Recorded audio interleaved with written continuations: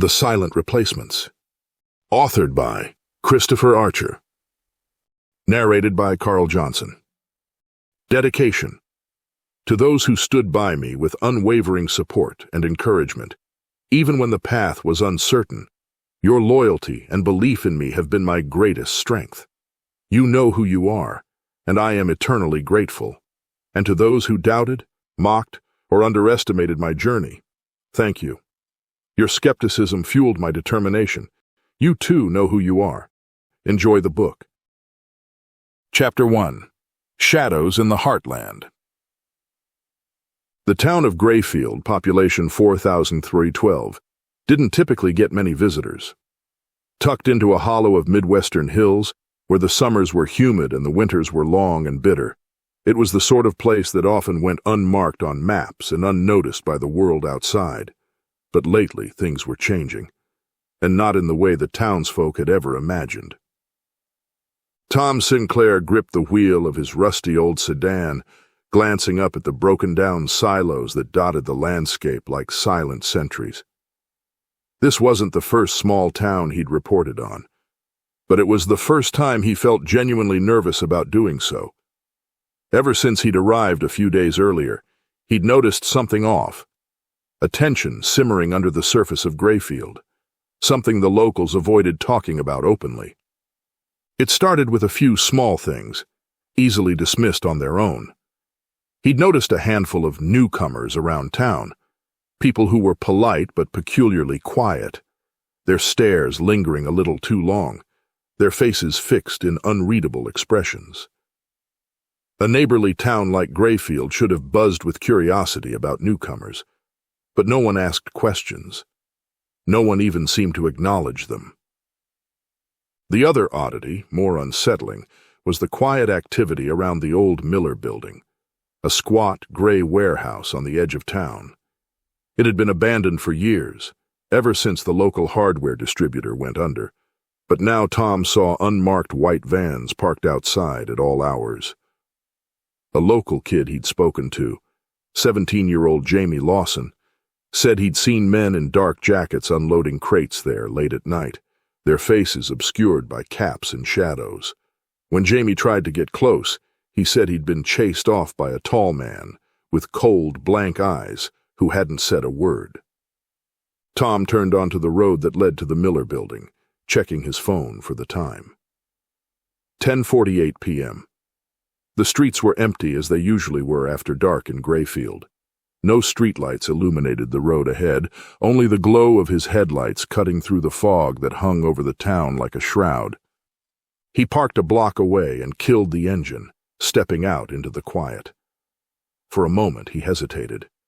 He was well aware of the rumors that had surfaced in certain dark corners of the internet, whispers of a shadowy faction in the government orchestrating events from behind closed doors. They had names, too. Ominous ones. The Silent Order, the Council, the Hidden Directive.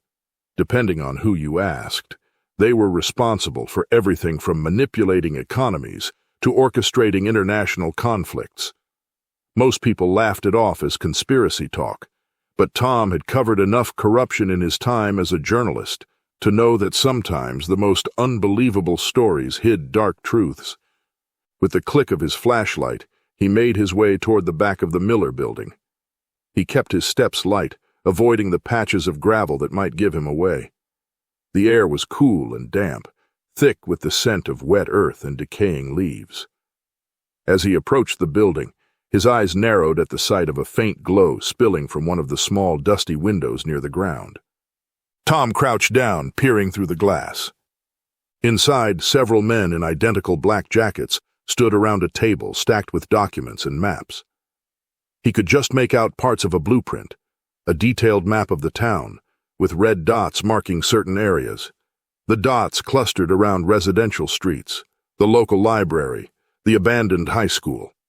There were notes scrawled in the margins, some too faint to make out, others circled and underlined like population control and Phase 3 deployment.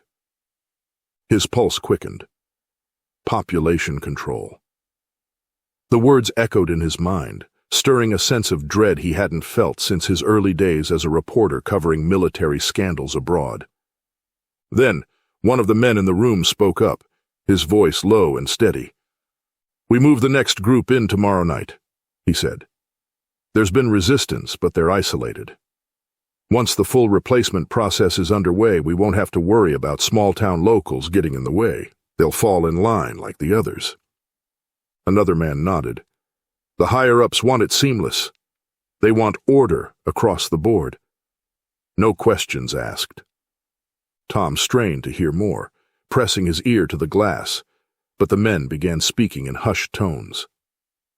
He only caught snippets, words like settlements, indoctrination, compliance measures, the kind of language he associated with military training or intelligence briefings, not a quiet Midwestern town. He froze as a faint rustle sounded behind him. Slowly he turned, heart pounding, only to see a figure in a dark jacket standing at the edge of the parking lot, watching him. Tom held his breath, staying as still as he could. He watched as the figure took a step closer, then another, until the moonlight briefly illuminated his face. The man's expression was completely blank, his eyes fixed on Tom with an unblinking stare that felt devoid of human warmth. Before Tom could react, the figure turned away, disappearing into the shadows. Swallowing his fear, Tom slowly backed away from the window and returned to his car, his mind racing with questions. The information he'd overheard confirmed his worst fears. Something insidious was unfolding here in Grayfield, and it wasn't just small-town gossip. This was a systematic plan to alter the town's population, to subtly replace and control its residents without leaving a trace. But what gnawed at him most was a dark intuition that this small town was only one of many.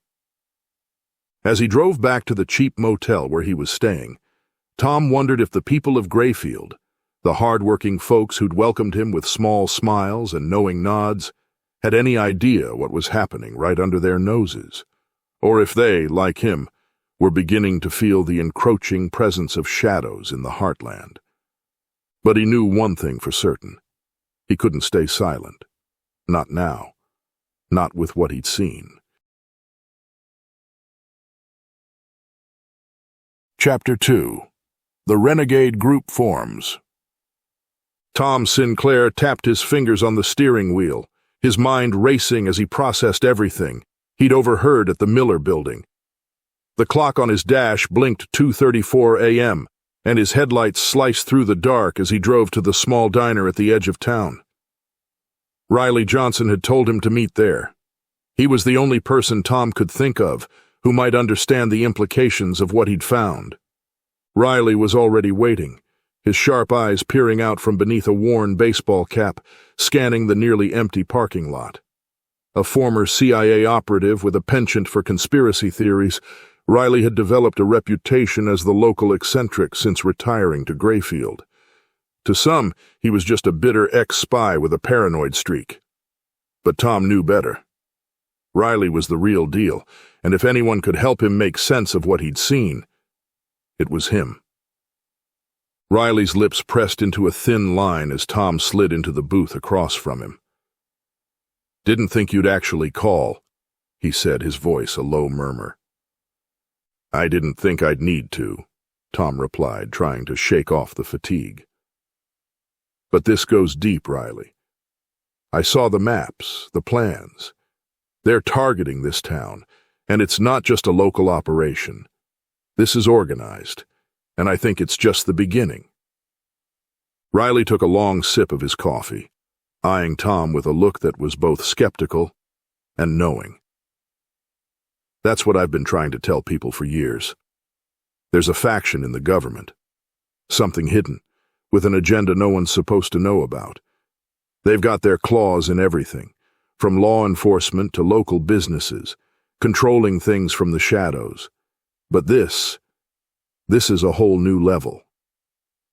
Before Tom could reply, the bell above the diner door jingled, and a woman walked in, her uniform marking her as a deputy.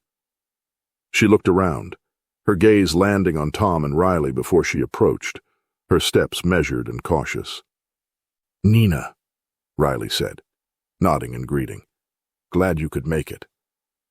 Nina Vasquez, a sheriff's deputy who'd grown up in Grayfield, sat down next to Tom, crossing her arms over her chest. She looked wary but resolute. "I don't usually go in for conspiracy theories," she said, her tone blunt. "But there's something strange going on in this town. I've been seeing it firsthand. People disappearing, new faces who don't seem to have any history. And every time I ask my superiors about it, I get stonewalled." Riley exchanged a glance with Tom. "Exactly why we're here. Whatever's happening, it's connected to something much bigger, and I think we all bring something to the table to figure it out." Tom leaned forward. "I managed to get a glimpse of some documents at the Miller Building," he said, lowering his voice. "They had maps of the town with marks on specific locations. They're calling it population control, and it seems like they're systematically replacing people. This isn't just small-time intimidation. It's a full-scale infiltration." Nina's jaw tightened. "That explains the new recruits we've been seeing. And it makes sense why my boss suddenly won't talk to me about any of it. Whoever they are, they're good at covering their tracks." "I'm in." Riley grunted approvingly, then glanced toward the door. "One more person joining us. He's a bit unconventional, but we need him." At that moment, the door swung open, and a lanky young man in his 20s sauntered in, a laptop case slung over his shoulder. He looked both curious and cautious, his gaze darting around the room before he spotted them. With a nod from Riley, he took a seat next to Nina. "This is Marcus Lee," Riley said. "Marcus is a tech guy, knows his way around systems, digital footprints, and encryption. He's a bit of a hacker, if you want to be blunt about it." "Cybersecurity specialist," Marcus corrected with a half-smile. "But yeah, hacking's kind of my thing. Riley said you guys need someone to dig into the government's files without leaving a trace, so here I am. This sounds like exactly the kind of thing I've been warning people about." Tom studied Marcus, taking in the confidence in his eyes and the easy way he held himself. "If what I saw is any indication, they're already several steps ahead. We're going to need every bit of expertise we can get." Riley nodded. "We all have something unique to offer. Tom, you've got the contacts and instincts. This story would have stayed buried if not for you. Nina, you know the town inside out and can keep us one step ahead of the sheriff's department. And Marcus, well, we need someone who can pry open their digital secrets." Nina folded her arms, her expression steely. "And what about you, Riley?" Riley's gaze was hard, a shadow of old battles and scars from years in the intelligence world. "I know how these operations work. I can read the signs, figure out their strategies. If this really is part of a larger plan, I'll know how to recognize their next move." A moment of silence passed as they all considered the stakes. This wasn't just about exposing some small-scale corruption. They were stepping into dangerous territory, going up against a force with resources, influence, and no qualms about eliminating those who got in their way. Marcus broke the silence, looking at each of them. "Look, I know I'm the youngest one here, but I've been tracking government digital imprints for years. What you're describing sounds like something I've come across before. Shadows of it, at least. Government servers, dark web chatter, certain programs that keep popping up, tied to keywords like population displacement and national compliance. It's a coordinated effort, and if I'm right, it goes way beyond this town." Tom felt a chill run through him. If we're going to expose this, we need to act fast. If we wait too long, they'll move on to the next town, the next phase, whatever it is they're doing. We need evidence. Something undeniable. Nina nodded, determination flashing in her eyes. "And we need to do it without raising suspicion. I'm already on thin ice with the department. They'll start watching me if I'm not careful." Riley leaned forward, his voice low and firm. "We'll start by gathering intelligence. We need to find out who's funding this, who's ordering these replacements, and what their endgame is. Every action they take will leave a trace. They can't avoid it. Marcus, you'll dig into their digital footprint. See if you can track down communication channels or personnel records." Marcus nodded, already looking eager to begin. "I'll see what I can find on their financial backers, too. No one can do something like this without serious funding." Riley's gaze shifted to Nina. "We'll need you to keep an eye on the sheriff's office. If they're in on this, they'll tip their hand at some point. Any unusual orders, unmarked vans, calls from unknown numbers, let us know." Nina gave a resolute nod. "You got it."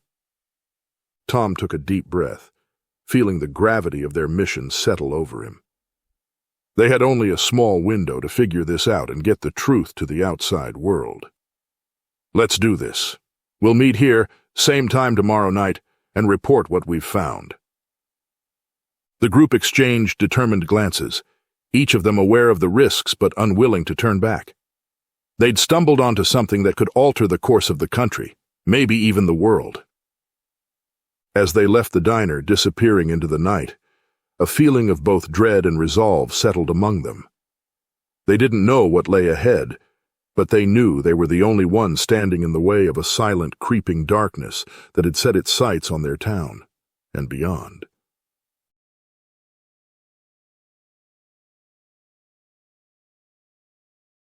Chapter 3. Discovery of the Replacement Plan.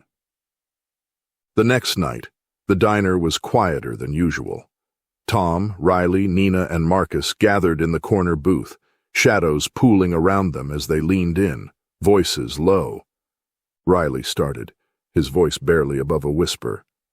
"I made a few calls to some old contacts, people who still owe me a favor or two. Turns out, there have been strange reports of people vanishing in nearby towns, almost like they just up and disappeared. And the new residents that arrive, they don't ask questions, don't stir the pot. They're obedient." Nina's brow furrowed as she digested the information. "I've noticed it here, too. We get new people every month, but they blend in too well. They act like they belong, but when you dig a little, there's no history. It's like they were created out of thin air." Riley nodded. "That's intentional. My contacts say it's part of a larger project, an experiment in population realignment. Towns across the Midwest have been targeted, but no one's talking. Some are convinced it's just immigration policies or new development projects, but the more you dig, the more it reeks of something orchestrated." Tom exchanged a glance with Marcus, who had been staring intently at his laptop screen since they sat down. "Marcus, what have you got?" Marcus adjusted his glasses and turned the laptop around to show them a map. "I traced a few data points based on Riley's intel. Every location with a reported population shift lights up here." The map displayed clusters across the Midwest, a trail of towns with an increasing presence of these mysterious newcomers. He clicked a few keys, bringing up files and redacted reports.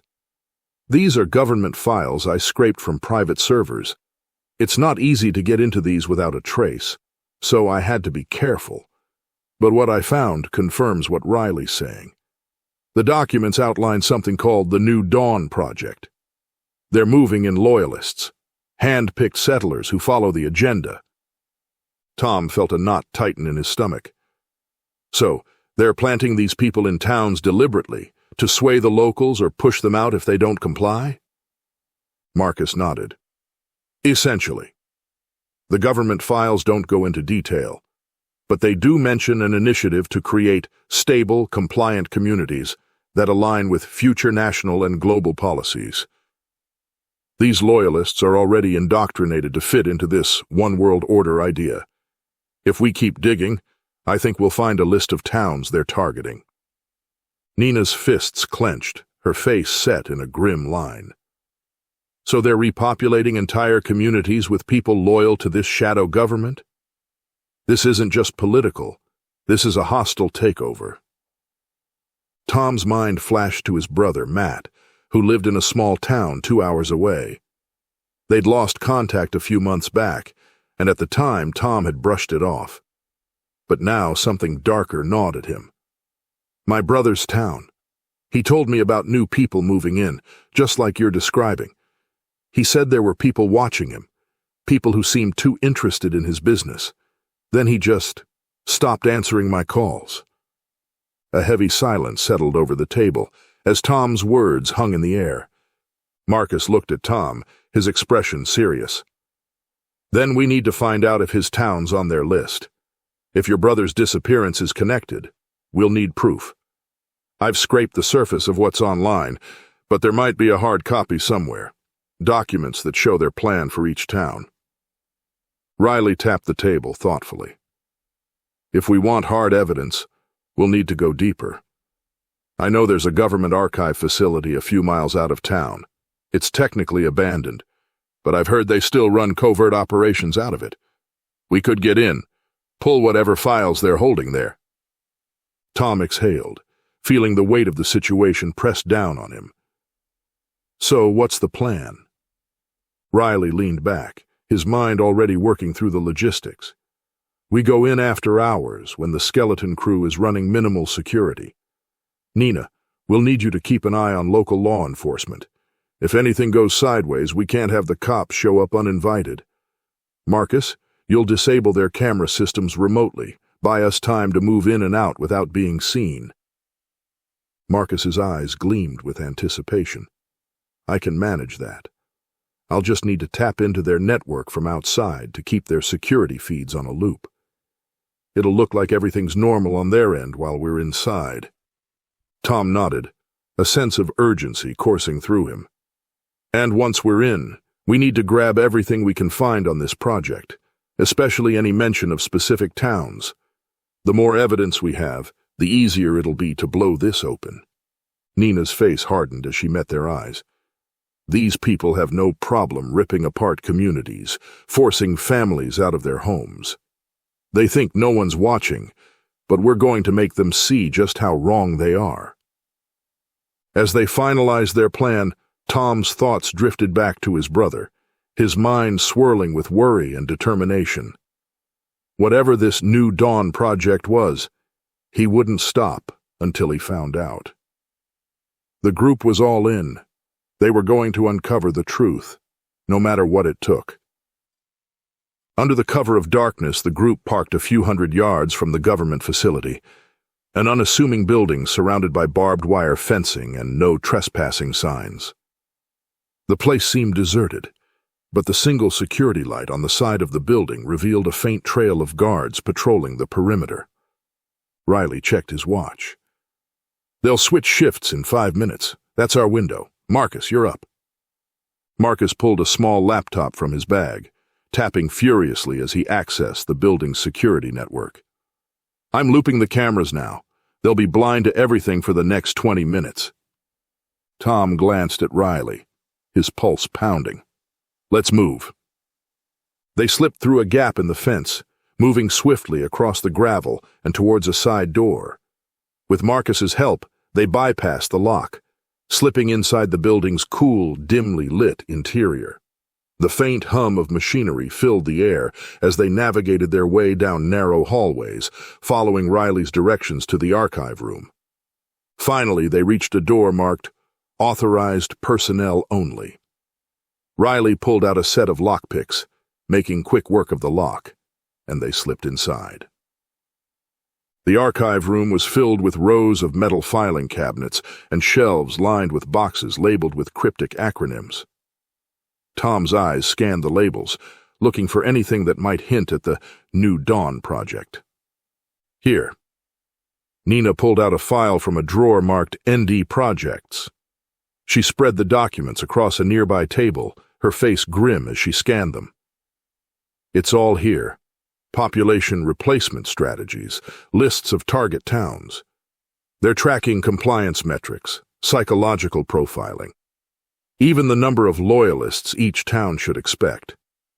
Tom's eyes landed on a page listing priority target zones, his heart sinking as he spotted his brother's town among the entries. Holy! They've been planning this for years, he muttered, horrified as he flipped through the files. It's not just about control. They're systematically erasing any resistance, replacing anyone who stands in their way. Marcus joined them, reading over Tom's shoulder. They're building a population that will comply with whatever laws and policies they roll out. No questions asked. Nina's expression hardened. Then we need to get this out there. If we can expose this, force them into the public eye, we'll have a chance of stopping them. Riley held up a document labeled Containment Protocols. It won't be that easy. If they sense any leaks, they'll initiate containment. This isn't just about exposure. If we make a wrong move, they'll shut down every loose end, including us. Tom met Riley's gaze, his expression resolute. Then we better not make a wrong move, but we're not backing down. We're going to expose this, and we're going to make sure everyone knows. As they gathered the files and slipped back out of the building, a renewed determination filled each of them. This wasn't just a conspiracy. They were up against a force willing to reshape the country's future in its own twisted image. And as they slipped back into the night, they knew that the stakes had never been higher. They had the evidence, the truth, and now it was time to bring down the shadows lurking in the heartland. Chapter 4. The investigation deepens. The winter air bit sharply as the team drove through the quiet streets of a small town in northern Iowa. A blanket of snow covered the landscape, and icicles hung from storefronts that had gone dark months ago. They'd been on the road for days, visiting town after town across the Midwest, and each stop unearthed more pieces of a deeply troubling pattern. Tom parked their battered SUV a block away from the town center, out of sight from the single gas station and diner still operating. "Look at this place," he murmured, his breath fogging in the cold. "It's like a ghost town." Nina scanned the boarded-up windows and the eerie quiet of the empty sidewalks. "Everywhere we've been, it's the same. Businesses shut down with no warning, town halls abandoned, and not a word about it in the local papers." Riley, watching from the back seat, leaned forward, his eyes narrowed. "They're removing any place where people can gather and talk. The only spots left open are government-run post offices and gas stations with heavy surveillance. It's a strategy. Control the narrative, and you control the town." Tom nodded. "And the people who stay, they're not exactly the same folks who used to live here." Marcus had hacked into local networks and was watching through the town's security camera feeds on his laptop. He gestured toward the screen, showing a group of people in the diner. They were sitting in small groups, speaking in hushed tones, their body language strikingly synchronized. "It's like watching robots," Marcus muttered. "Every town we've been to, they all talk the same, dress the same, like they've been given a playbook on how to blend in. But they're too perfect, too. Compliant." Riley tapped the screen, his jaw clenched. "That's because they are compliant. I've seen this before, in the early days of psychological conditioning experiments. These people are loyalists, implanted to alter the social landscape. They don't ask questions, and they follow orders without hesitation." Nina's eyes hardened. "So it's true. They're replacing entire populations. They're targeting small, isolated towns where nobody will notice if a few folks vanish and are quietly replaced. And with no businesses or local government left, there's no resistance." Tom's voice was grim. "This is about more than control. They're strategically wiping out the people who don't fall in line, all to build a nation of citizens who will serve this shadow government without a second thought." A faint hum cut through the winter silence, drawing their attention to the sky. Nina squinted, her hand instinctively reaching for her pistol. "Do you hear that?" Above them, a surveillance drone hovered, its lens trained on the SUV. "Time to go," Marcus said, snapping his laptop shut. If that drone spotted us, we won't have long before someone follows up. Tom started the engine, easing the car away from the curb. They pulled onto the main road and headed toward the town's edge, hoping to blend in with the sparse traffic. But as they drove, they noticed the road emptying, the once idling cars in the distance slipping away. The sound of another vehicle rumbled in the distance, growing louder. "Riley," Nina whispered. "We've got company." A pair of headlights blazed into view, quickly closing the gap. In the dim light, they caught a glimpse of two black SUVs barreling toward them. Riley clenched his fists, his mind racing. "That's agency protocol. They're running a sweep. They know we're here." Tom hit the gas, pushing the SUV to its limit as they tore through the snowy countryside. The dark, winding road offered little cover, and with every turn the pursuing SUVs grew closer. "Get off the main road!" Marcus yelled. "We need to lose them in the back roads, or we're done!" Tom swung the wheel hard, veering onto a narrow, unmarked road that cut through the barren fields. The snow thickened, covering the ground like a shroud, and the trees loomed tall and dark on either side of the path. The black SUVs kept pace, their headlights cutting through the snow. Riley leaned out the window, his gun drawn, taking aim at the nearest SUV's tires. He fired, the bullet striking the front tire and causing the vehicle to swerve, but the driver quickly regained control, barely slowing. "They're not backing down," Nina said, gripping the door as Tom took another sharp turn, the SUV skidding on the icy road. The trees whipped by in a blur as they raced deeper into the countryside, each jolt and swerve driving home the reality that they were outmatched. "Hold tight," Tom called, veering off the road entirely and into the dense woods. Branches scraped against the windows, the snow and mud kicking up in heavy clumps as they bumped over rocks and uneven terrain. The pursuers slowed, clearly less willing to risk the rough terrain, but they didn't stop. The sound of engines faded briefly, only to return with renewed force as the black SUVs took a parallel route through the woods, maintaining sight of their quarry. Marcus gritted his teeth, clutching his laptop to his chest.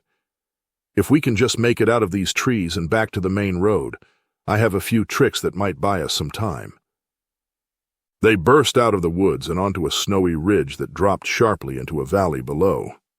Tom slammed the brakes, pulling to a stop as they weighed their options. Behind them, the black SUVs reappeared, blocking their retreat. Riley cursed under his breath. "This is it! They've boxed us in!" But Marcus was already typing furiously, pulling up a local network on his laptop. "Wait. I'm accessing the traffic control signals for the nearby interstate. Give me a few seconds to disrupt their comms and send out a distress call. They'll think we're somewhere we're not." As Marcus hit enter, the GPS trackers in the black SUVs beeped, displaying a new set of coordinates miles away from their location. The agents hesitated, one of them checking their device before barking into a radio. Seconds later, both SUVs reversed, tearing back toward the main road, drawn to the false trail Marcus had planted. The team sat in stunned silence, listening to the sound of engines fading into the distance. Finally, Riley broke the silence, a slow grin spreading across his face. "That was some damn fine work, Marcus." Marcus nodded, still panting from the adrenaline. "That'll only buy us a little time. They'll figure out it was a trick soon enough. We need to keep moving, and we can't afford another close call like that." Tom exhaled, his grip loosening on the wheel. "Then let's get out of here while we still can." They continued on, driving in silence as the weight of their escape settled over them. It was clear now that they were not only being monitored, but actively hunted. The shadow government had a reach deeper and darker than any of them had anticipated. As they regrouped back at a safe house, Riley laid out a map, marking the towns they'd visited. Each point revealed a chilling consistency. Local businesses forced to close, churches and meeting places shut down, and small groups of seemingly perfect citizens replacing the original townsfolk. These towns are becoming test sites, Riley said, tracing the points on the map. Once they've perfected the replacement process, they'll spread it nationwide. And with it, they'll have a citizenry that's already loyal to this one world order. Nina nodded, her voice low. The stakes keep getting higher. If they're willing to track us down like this, they know we're close to something. And if we don't expose them soon, they'll silence us too. Tom looked at each of them, the determination in their faces mirroring his own. They'd escaped this time, but it wouldn't be their last confrontation with the shadow government. They were getting closer to the heart of the conspiracy, and every discovery brought them one step nearer to unraveling a secret that threatened to redefine the country they once knew. With their investigation deepening and the odds mounting against them, the team knew one thing: this was only the beginning. Chapter 5. A Personal Blow. It was barely dawn when Marcus stumbled through the snow, his breath ragged and hot against the cold air. The raid had come out of nowhere, an orchestrated surgical assault that stripped away any remaining doubt. They knew. Marcus had been at his apartment, compiling footage from their recent investigations, his laptop open on the coffee table. Then the door had burst open, and the place flooded with men in tactical gear, their faces expressionless as they advanced. He didn't remember much after that, only the shattering of his window as he dove out, a rough landing that cost him his laptop, but saved his life. Now he was running, half-dressed and bruised, but alive. He stumbled toward the safe house where they'd regrouped after their near miss on the ridge. As he reached the door and pounded, it swung open and he fell inside, gasping. Riley pulled him up, his eyes darting down the empty street before slamming the door shut. Marcus, what the hell happened? They raided my place, he stammered, trying to catch his breath. It was like they knew exactly where I'd be. I barely got out. I lost everything. Nina, who had been stirring a cup of coffee, set it down sharply, her face tense with worry. Are you hurt? He shook his head. No, just... everything's gone. Every piece of evidence I had stored, all the backups. They took it all. Tom clenched his fists, feeling his stomach sink. This isn't random. They're sending us a message. As the team sat down, a dark silence settled over them. The raid was no longer just an assault on Marcus's life. It was an assault on their mission, a blunt reminder of how exposed they were. They'd been moving in secrecy, careful to cover their tracks, but now it was clear the shadow government had eyes everywhere. Minutes passed, and Tom pulled out his phone, needing to check in with his contact, his only real informant within the system. He'd tried to call twice already, both times to no response. He dialed again, his hands steady, but his heart beating wildly. The call didn't go through. Something's wrong, he muttered, staring down at his phone. I've been trying to reach my source all morning. He's never just... gone. Riley frowned. You think they got to him too? Tom nodded, unable to shake the dread curling in his gut. His source had been a low-profile bureaucrat with access to documents that no civilian would ever see. They'd met only in dimly lit diners and desolate parking lots, keeping communication to a minimum, but the information had always been dead on. If anyone in their circle was vulnerable, it was him. Within the hour, they received confirmation. A quick online search turned up the headline: Local government employee found dead in apparent suicide. Tom's heart dropped. The article was cold and clinical, detailing the supposed suicide with detached language. He scrolled, reading each line until his fists clenched around the phone. They'd framed him, just like they had others. It was their standard tactic: eliminate a problem, then erase them with a story nobody would question. The room fell silent as Tom set his phone down, the weight of grief and anger thickening the air. Marcus sank into a chair, rubbing his bruised arms. Nina looked away, her jaw tight. unable to meet anyone's eyes. "This is bigger than we thought," she finally whispered. "It's not just our lives at stake. They'll go after anyone who gets in their way." Tom looked at each of them, his face hardening. "We're in the line of fire now. There's no backing down." But even as he said it, he felt the sting of doubt. His source had died for the truth, and they'd barely begun to scratch the surface. Was it worth risking more lives? How many others might they drag into danger? Riley, watching the grim expressions around him, broke the silence. "We knew this was dangerous. But if we back off now, all this will have been for nothing. People will keep disappearing. More towns will fall." Nina spoke softly, her voice wavering. "But if we keep going, this is our future. Every step, we're putting more people at risk. I don't even know if I can go back to my old life after this." Tom looked down, feeling the weight of the moment press on him. This mission had started as a way to uncover the truth, to dig up secrets the country deserved to know. But now, with lives on the line, it felt more like an inescapable descent into darkness. He thought of his brother's town, the way it had changed practically overnight, and of the families he'd seen disappear, replaced by strangers who recited loyalty to ideals they barely understood. His hands shook as he remembered his source's last words: "If anything happens to me, don't let them win." "We're in this too far now," Tom finally said, his voice strained but resolute. "I won't let his death be for nothing. If they want to take us down, they'll have to work for it." Riley nodded, his gaze steely. "Then let's not make it easy. We still have the skills, even if we're compromised. They want us to be afraid, to second-guess ourselves. But that's where they'll slip up."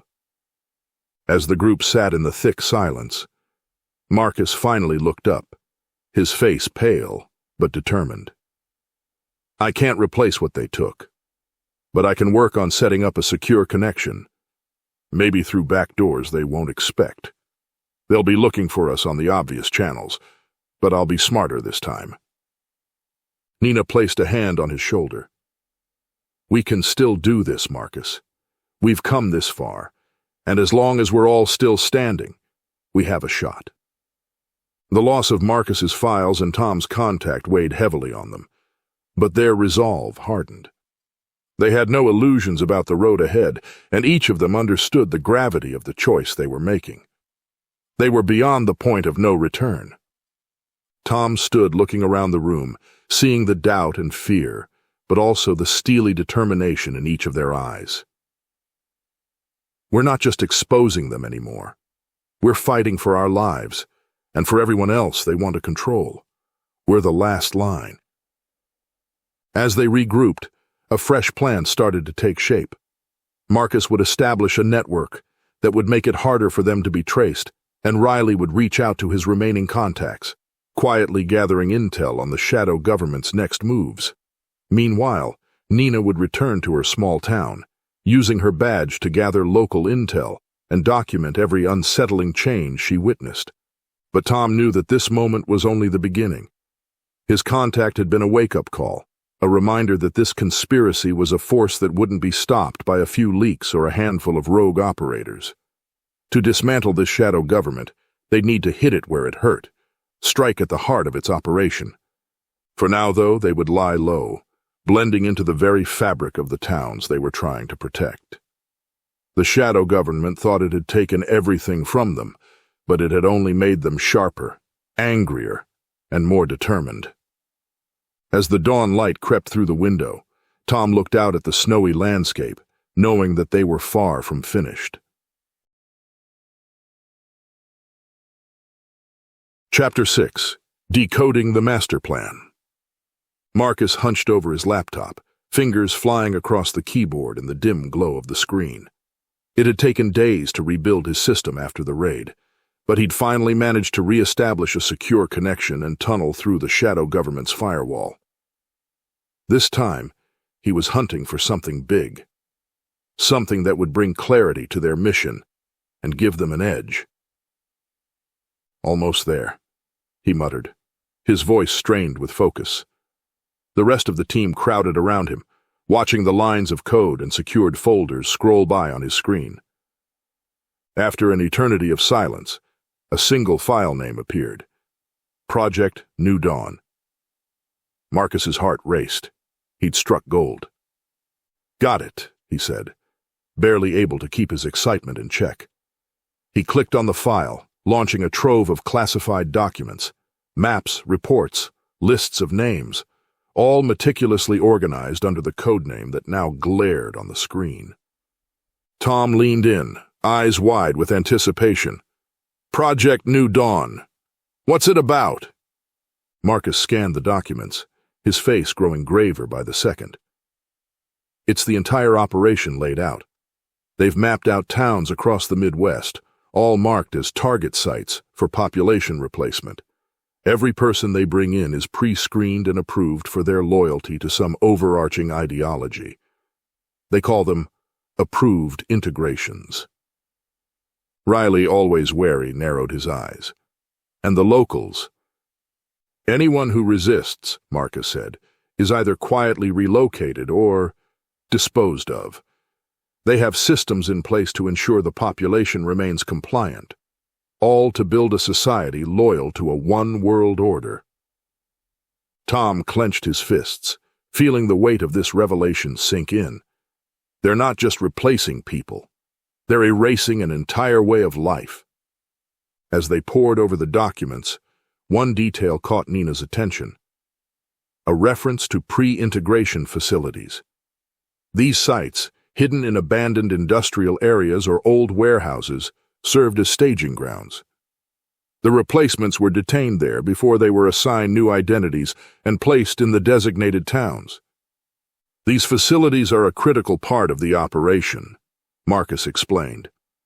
"They're meant to stay under the radar, and they rely heavily on secrecy and minimal security. If we could hit one of these locations, we'd have the leverage we need." Nina's face turned pale as she read through the facility locations. "Wait a second." She pointed at one entry. "This one here. It's only an hour from my town. It's in that old paper mill that's been shut down for years." Riley raised an eyebrow, clearly intrigued. "So, we've found our weak spot. If we can get inside one of these facilities, we could expose the whole operation, take pictures, get testimonies, something undeniable." Tom, his mind racing, looked at the team. "This is our chance. If we could get footage or even bring out one of these detained replacements, we'd have proof. We could show the world what's happening." The team fell silent, each of them realizing the risk. Breaking into one of these facilities wasn't just dangerous, it was outright treason in the eyes of those behind the project. But the promise of unraveling the conspiracy at its core was too powerful to resist. Nina finally broke the silence. "I know that mill well. Security around it is lax, but it's isolated. If they're using it as a holding facility, there has to be a way in without raising alarms. I could get us there by tomorrow night." Riley nodded, already calculating their approach. "It'll be a stealth mission. No guns, no breaking down doors. We're in and out before they realize we're there." Marcus grinned, his eyes gleaming with determination. "I can bring my mobile setup and patch into their security system. If I can find a weak point, I'll loop the cameras and disable alarms, but we'll need to move fast. They won't stay down long." Tom glanced at each member of the team, a familiar fire igniting in his chest. "We have our objective. It's time we got the proof we need to blow this whole thing open." As they made their plans, Nina's heart pounded with a mixture of fear and exhilaration.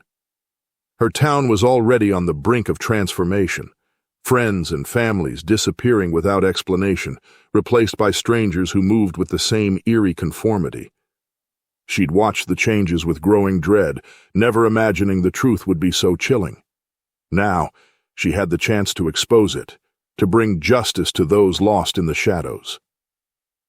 With their plan set, the team prepared for the mission that would define everything. They packed their gear in silence, each of them feeling the weight of the task ahead. This was more than just an infiltration. It was a battle against a hidden empire that had woven itself into the heart of their country. The dawn would soon break, but for now, they had work to do under the cover of darkness. Chapter 7. The Infiltration. The night air was thick and silent as the team stood at the edge of the old paper mill, the supposed holding facility for Project New Dawn. The building loomed ahead like a giant abandoned skeleton, its shadowed walls concealing whatever twisted operation was taking place inside. Tom, Riley, Nina, and Marcus checked their equipment one last time. "Everyone clear on the plan?" Riley whispered, his voice steady. Tom gave a nod. "We're in and out. No heroics. We get the footage, and we're gone." Marcus, already a bit jumpy, gave a quick thumbs up, and Nina took a deep breath, steadying her nerves. They each wore a set of nondescript coveralls and caps that Marcus had procured, each one branded with the logo of a generic janitorial company. A set of forged credentials hung around their necks, and Nina carried a clipboard with a list of routine maintenance checks, in case anyone questioned them. They approached the gates slowly, trying to look natural. Marcus had hacked into the facility's security system earlier that day, setting the cameras to loop for their entry. Nina swiped her credentials against the gate's scanner, and the lock clicked open. As they slipped inside, Marcus plugged a small device into his ear. "I'll keep the feed looped as long as I can," he murmured. "Stay close to the walls, and remember the exit routes." Inside, the facility was darker and more foreboding than they'd anticipated. The halls were dimly lit, industrial and silent, with only the faint hum of ventilation to break the stillness. They made their way down a long corridor lined with doors. Tom glanced at Nina, who looked pale but resolute. "This way," she whispered, gesturing toward a stairwell she remembered from a maintenance blueprint she'd found in the town's records. The team moved quickly, making their way toward the lower levels where the most sensitive activities were likely to be hidden. As they descended, they started to hear faint murmurs and occasional voices echoing through the metal hallways. It sounded like the disjointed ramblings of people caught in a dream. The further down they went, the louder it grew, until they found themselves standing outside a large door marked Restricted Access. Marcus pulled out his laptop, hacking into the lock system with practiced ease. The door clicked open, and they slipped inside. What they saw took their breath away. In front of them were rows upon rows of small isolation cells, each one equipped with nothing more than a cot and a small desk. Behind the glass walls, men and women sat slumped on their beds or paced in tight circles. Many had dark circles under their eyes and looked like they hadn't slept in days. The eerie uniformity of it all, the blank stares, the silence, sent a chill down Nina's spine. She caught her breath when she recognized someone, a neighbor she hadn't seen in weeks. She pointed subtly, voice trembling. "That's Mr. Lee. He lived 2 houses down.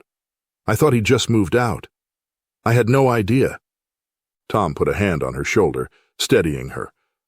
"We'll get them out of here," he promised. But he knew, as they all did, that rescuing the detainees was impossible at this moment. Their goal was proof.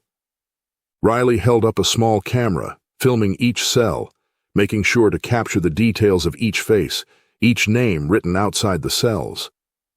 They passed one of the rooms, and Nina froze again.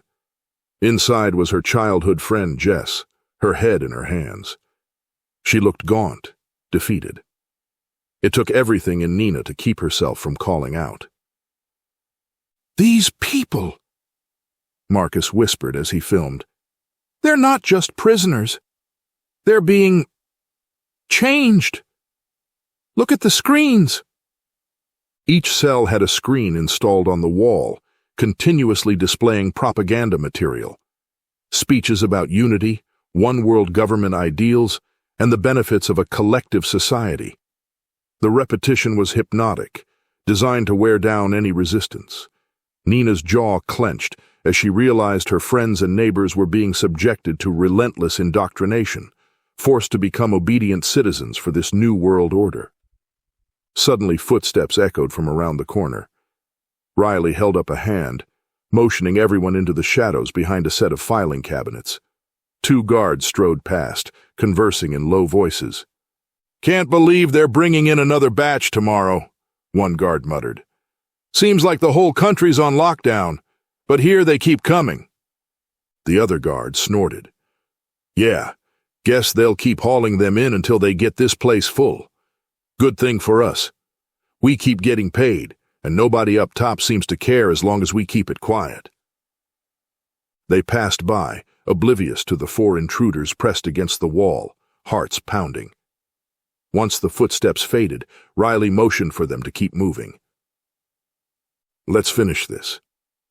We need enough footage to make a case, and we need to get out of here before they realize something's wrong," he whispered. They reached the end of the corridor, where a larger room was filled with computers and monitoring equipment. Marcus couldn't resist.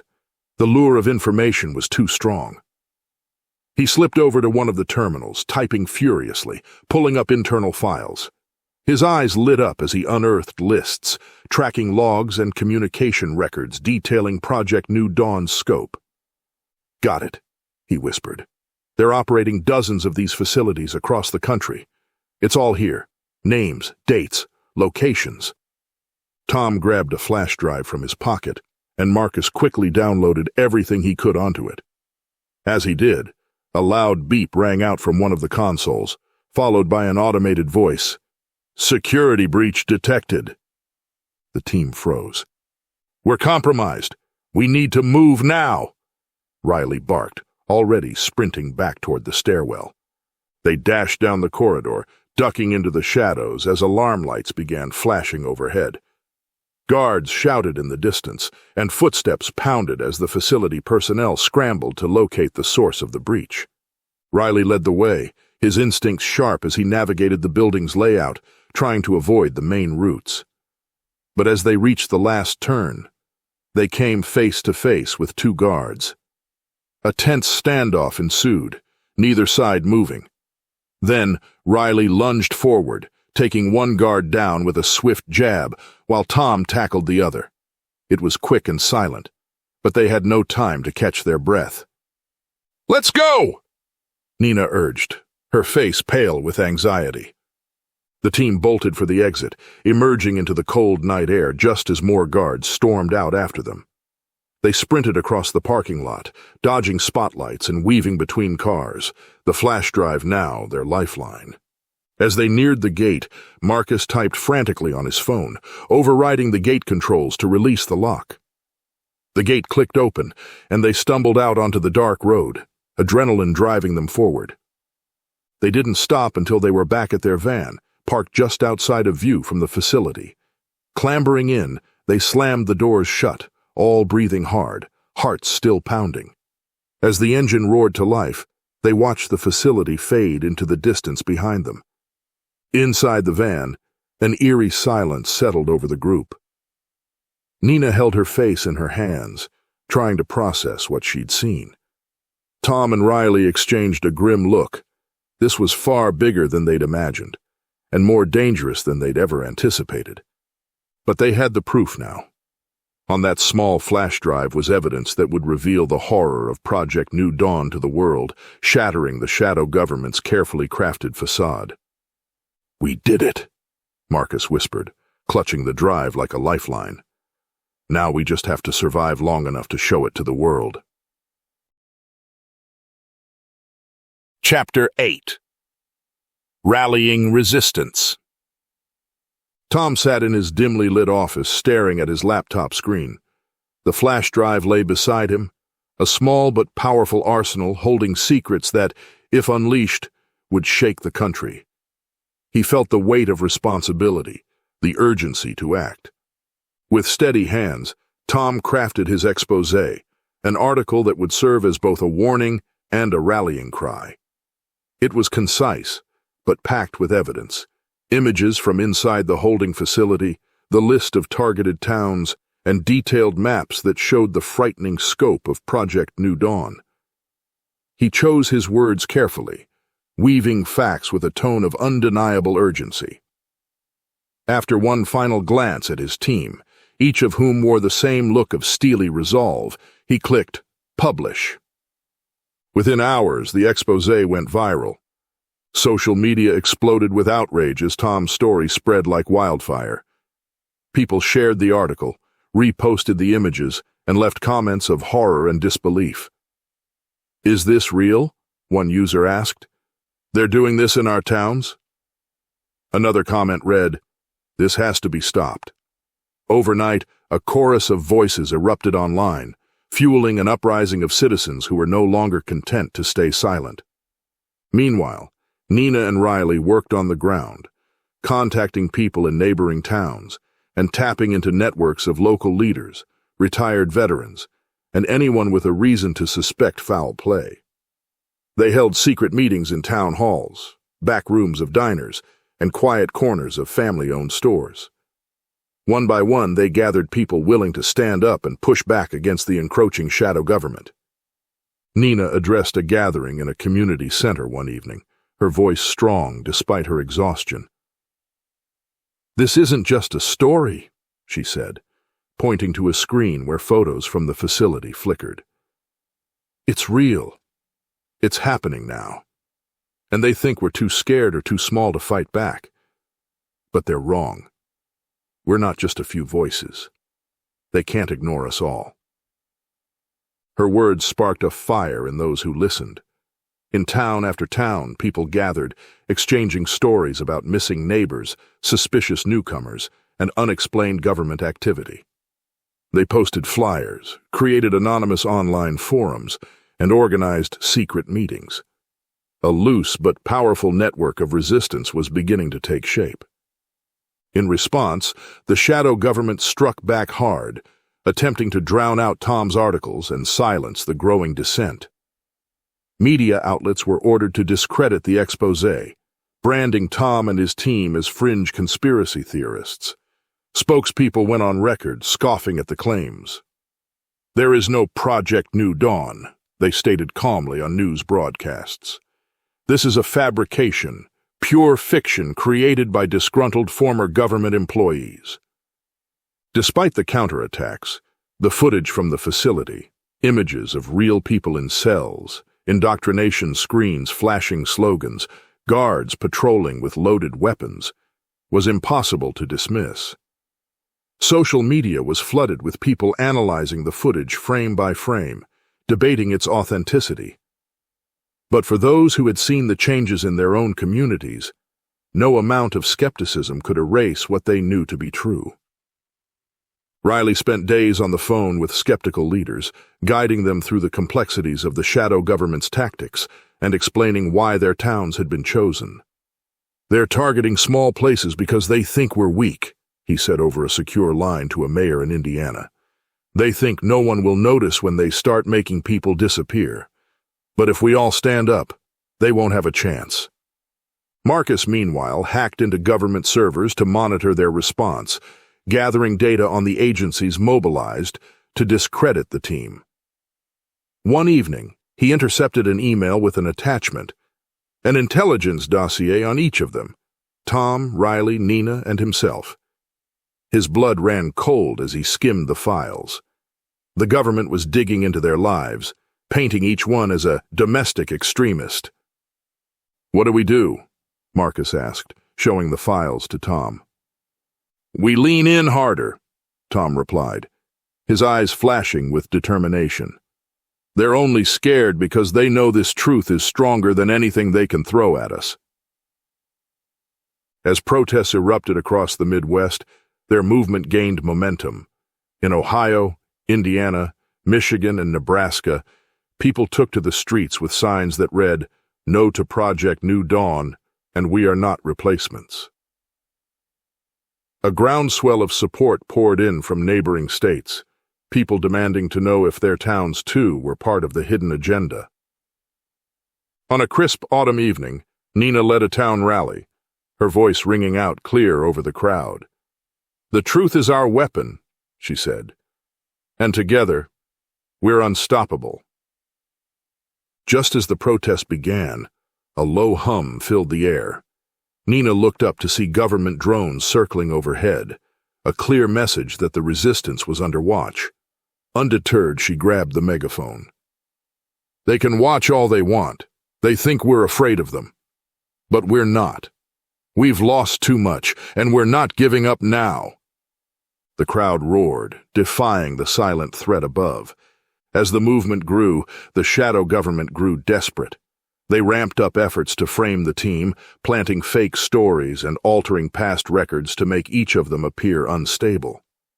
News reports surfaced about Tom's supposed violent tendencies from his journalism days and Riley's unhinged conspiracy theories from his CIA years.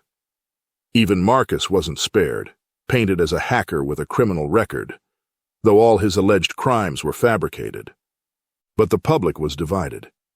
For each person who believed the government's narrative, 3 more questioned it, with many refusing to believe that their neighbors, ordinary people who'd lived in their towns for decades, were suddenly dangerous radicals.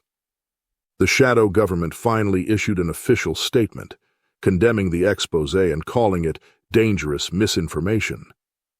But every word they released only fueled more anger. Videos of Nina's impassioned speeches and Tom's articles were reposted and shared widely, going viral across social media platforms. People from other states sent messages of support, offering resources, money, and even places for the team to hide if needed. Days later, a retired congresswoman stepped forward, risking her reputation and safety to verify Tom's story. "I left Washington because of corruption," she declared in a live interview. "But what's happening now? This goes beyond politics. It's an affront to our democracy, and the American people deserve the truth." The pressure grew, and the government's control began to falter. The exposés had torn open a seam in their operation, revealing fractures within the ranks of the shadow government itself. Low-level operatives began leaking documents to the public, unwilling to be part of a scheme that betrayed the people they'd sworn to serve. As winter approached, the country was teetering on the edge of unrest. The towns where the replacement plan had been implemented became flashpoints of protest and upheaval, with citizens demanding that officials accountable for Project New Dawn face the consequences. The team reconvened late one night in a dimly lit cafe, each of them exhausted but exhilarated. Their faces bore the signs of sleepless nights and close calls, but they also wore the look of a people who had survived a storm and come out stronger. "We did it," Tom said, looking at each of them. "We lit the spark. Now it's up to the people to keep it going." Riley nodded. "They won't let this die down. They've seen too much, and the truth is out there. There's no taking it back." As they looked out the cafe window at the quiet streets, they knew that their work wasn't finished. They'd won a battle, but the shadow government would not retreat so easily. Still, for the first time, they felt hope. Their country was awake and a movement had been born. And this time, it was a movement that could not be silenced. Chapter 9. The Final Stand. The night was thick with tension, and the air inside the safe house hummed with urgency. Riley's contact had called only hours earlier with a stark warning. The shadow government was done playing games. They planned to neutralize the team and silence the resistance leaders. Tom, Riley, Nina, and Marcus knew that they were on borrowed time, and there would be no second chances. "Everything we have, every last file, video, and document, we have to go public with it tonight," Tom said, his voice steely with resolve. Marcus nodded, already typing away on his laptop, fingers flying as he prepared the live broadcast. The safe house was cramped but fortified, hidden in the thick woods on the outskirts of town, and stocked with food, supplies, and every scrap of evidence they'd collected. As Marcus connected the last wire, he glanced at the group, his eyes alight with both fear and determination. If we go live with this, it'll be impossible for them to cover it up. Millions will see what we have." He paused. "But they'll be on us as soon as they trace the signal." Riley pulled out his handgun, checking the magazine. "Let them come," he muttered. "If they think we'll go down quietly, they don't know us very well." Nina looked over at Tom. "You ready for this?" she asked softly. He gave a slow nod, his jaw set. There was no turning back now. Marcus clicked the final button, launching the live feed, and suddenly their faces appeared on screens across the country. The team took turns recounting everything they'd uncovered. Project New Dawn, the holding facilities, the indoctrination of everyday Americans, the plans to replace small-town populations with those loyal to a single twisted vision. The world was finally seeing in real time the lengths the shadow government was willing to go to reshape the nation in its image. Nina stepped up to the camera. "To anyone watching, this isn't a conspiracy theory. We've seen it firsthand. People we know, our neighbors, are missing, held in facilities to be reprogrammed and replaced. This is happening right here, right now. But together, we can stop it. If you see something suspicious, don't stay silent. Reach out, support one another, and don't let them break our communities apart."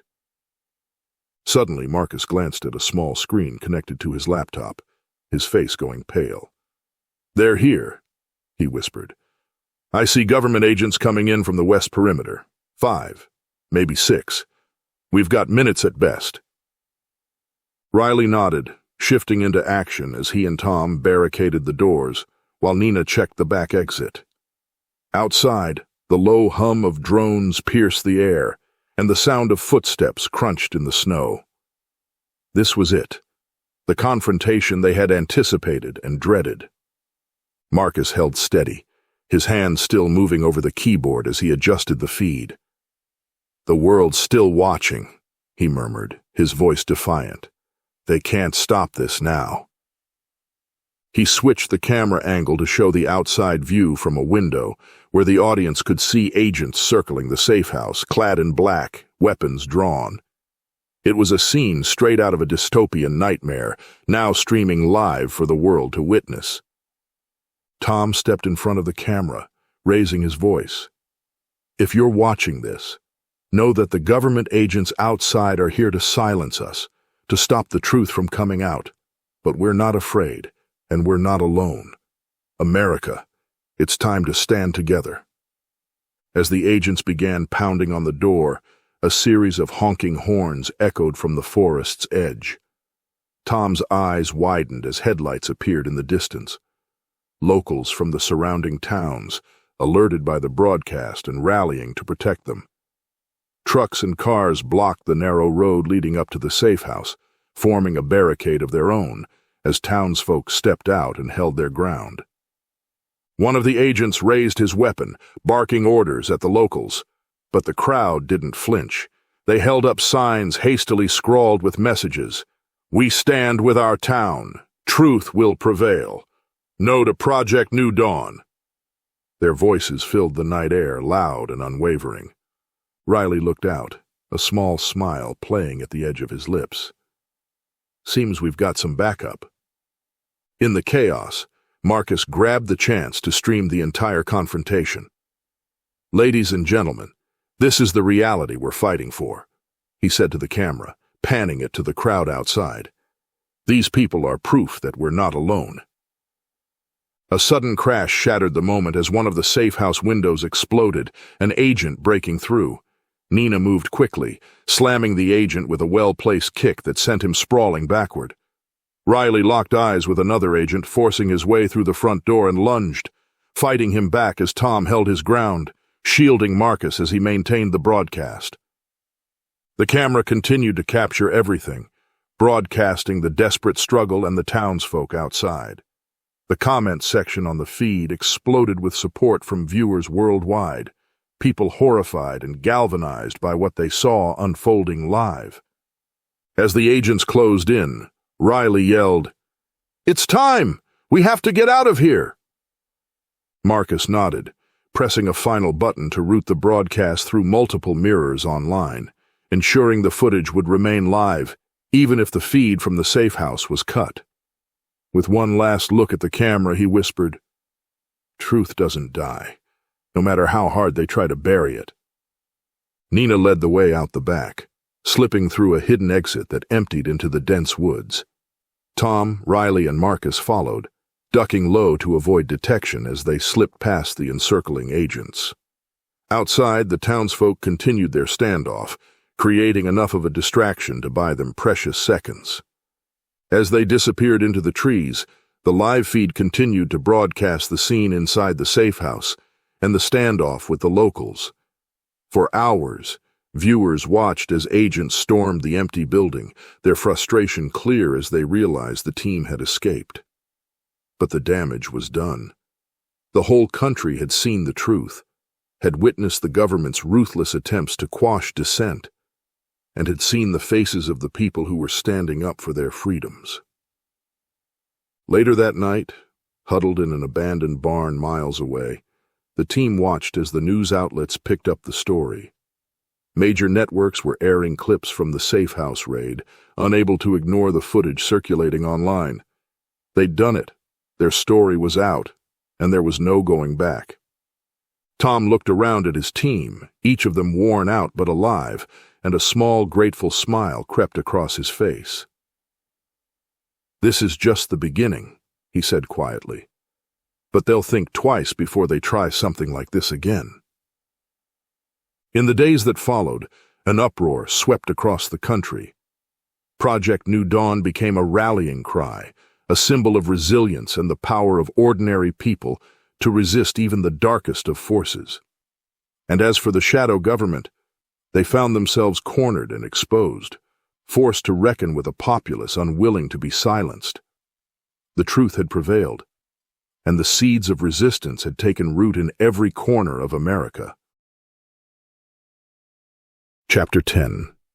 A New Dawn. The winter sun rose over the small Midwestern town, casting a gentle glow over streets and fields still dusted with last night's snow.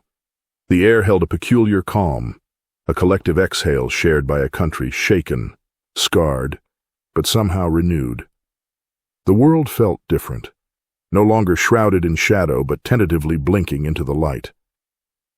In the aftermath of Project New Dawn's exposure, the nation had surged to reclaim what it had almost lost.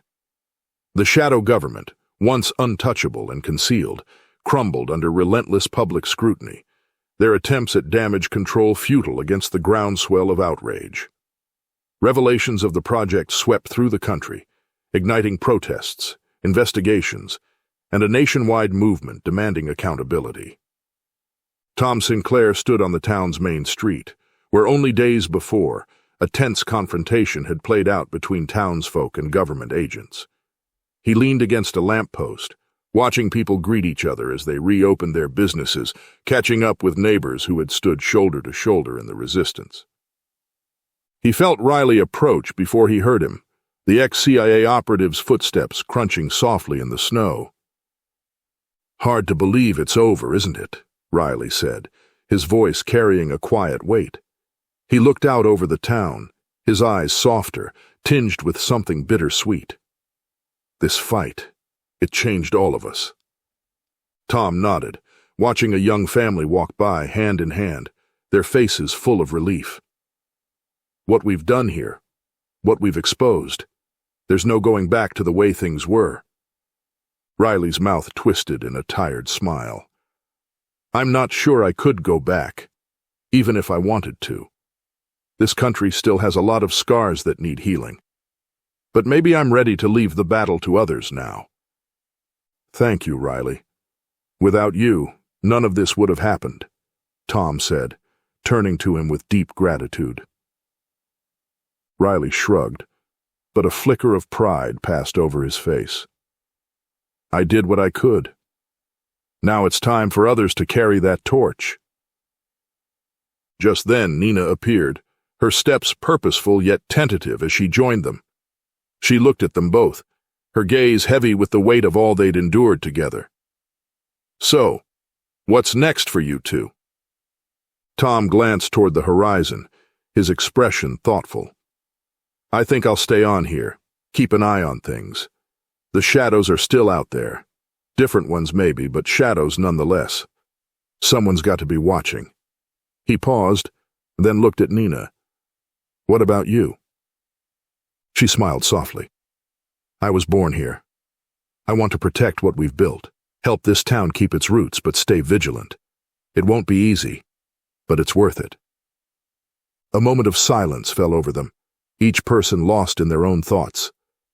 Then Marcus's voice broke the quiet, his words crackling from the small speaker on Riley's radio. "Hey, you all forgetting about me? I'm in D.C. now, reporting for duty as your friendly neighborhood watchdog," he said with a grin in his voice. "You think I'd walk away from this after everything?" They laughed, the sound full of relief and camaraderie. "You're unstoppable, Marcus," Nina said, shaking her head with a smile. "Don't get yourself in too much trouble out there." "Trouble's my middle name," Marcus replied. "And don't worry, I've got a whole network of people ready to keep an eye on anything that stinks of Project New Dawn. America won't be caught sleeping again." In the weeks that followed, Marcus's citizen watchdog network became a powerful force, connecting people across the country who were dedicated to transparency and accountability. It was a decentralized movement, empowered by ordinary citizens committed to safeguarding their communities from any hidden threat. News outlets covered Marcus as a symbol of modern citizen activism, his face familiar now on TV screens across the nation. Back in the small town, life gradually returned to normal, though it was a new kind of normal, one sharpened by vigilance, strengthened by resilience. Nina went back to her work at the sheriff's office, quietly watching over the people she'd nearly lost. Tom started publishing articles again, determined to keep his journalism rooted in truth, no matter the cost. Riley, meanwhile, chose a quiet path, traveling through small towns across the country, lending his experience to those who had fought but now needed guidance in healing. It was his way of leaving a legacy, strengthening the country from the ground up, one community at a time. Months later, Tom received an unmarked envelope, slipped under his door on a quiet morning. Inside was a single piece of paper with coordinates and a single line scrawled at the bottom. "Not all shadows fade in the light." Tom's heart skipped as he recognized the handwriting. The message was from one of Riley's former contacts, a reminder that their fight was far from over. As he traced the coordinates on a map, he realized they pointed to a remote part of the country, a location that didn't appear on any public records he could find. Whoever had sent it knew that while Project New Dawn was over, the ideology behind it still lurked beneath the surface, waiting to re-emerge. Tom looked out the window, watching the morning sun spill over the town. The peace they'd won felt fragile now, yet he knew he wouldn't face what lay ahead alone.